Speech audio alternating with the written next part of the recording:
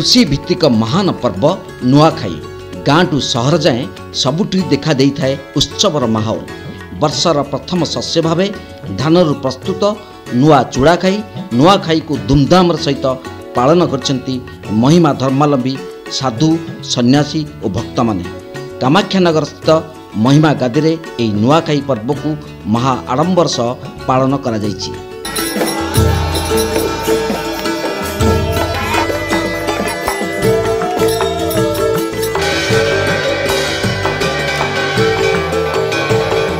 नुआखाई पई प्रत्येक वर्ष भली ए वर्ष मध्य आठगड़ू आसी थाए नूतन धान सेथुरु नूतन चूड़ा प्रस्तुत करा जाय थाए।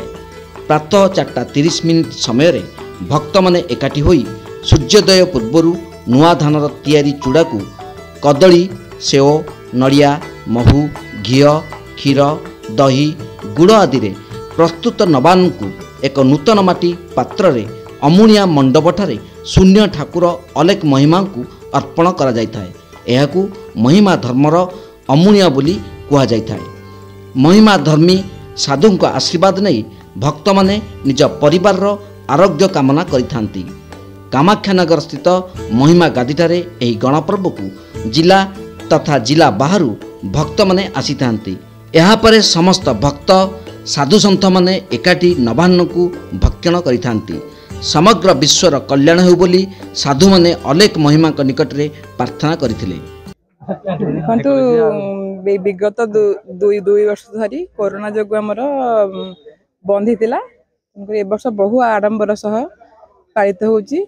सकाळु हमर समस्ते प्रातः स्नान करी नुआ वस्त्र परिधान करी हमर नुआ जो नवान्न जोडा कहंती नुआ जो वर्षर प्रथम फल जोड़ा को आमे धान ताकू चूड़ा रूप आमे चूड़ा गुड़ नड़िया घी फलमूल सबू आम प्रथम अमुनिया आकार रे भगवान को अर्पण होता है। तापर आम समस्ते बसी नुआ खाऊ।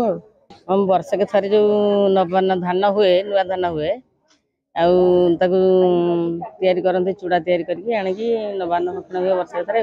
ये वर्ष करोना हबारू सेमती लोक होनथले जाकजमक होनथला ए वर्ष सब फ्री जाकजमक सब करा होछ।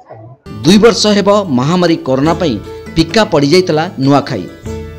बाहर साधु संतक ठारू भक्त समस्त को महिमा गादी रे प्रवेश उपरे लागिथिला कटकणा। हेले चलित वर्ष कटकणा हटिथिबारु एही नुआखाई पर्व को पूर्व भली खूब धूमधाम सहित पालन करा जायछि। किछि भक्त नुआ धानरू प्रस्तुत चूड़ा सह क्षीर छेना दही गुड़ महू और फल आदि प्रदान करथिले।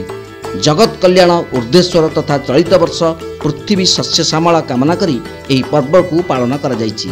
तेबे एठाकू आसीथिबा भक्त माने प्रातः समय विधि मुताबक एही पर्व को पालन करथांती।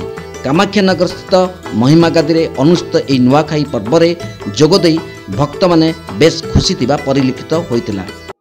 नवान्न महोत्सव पालित हो आसता कामाख्यानगर महिमा धामर आज हूँ 148तम नवान्न महोत्सव।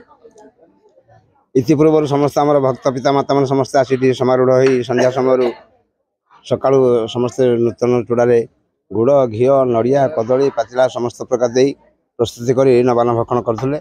तेणु आज आम भोर भोर से शून्य प्रभु बालीला अर्पण कर सारापर बर्तमान समस्त नूतन प्रसाद सेवन कर परमात्मा करुणामय निकट आम प्रार्थना करुँ कि चलित वर्ष समस्त प्राणी जगत को यथेष्ट भाव में खाद्य शस्य प्राप्त हो निरंतर प्रार्थना।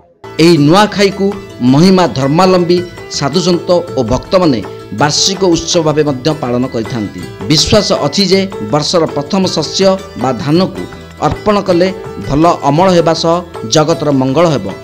कामाख्यानगररू प्रकाश कुमार पात्र रिपोर्ट तीर्थक्षेत्र लाइव।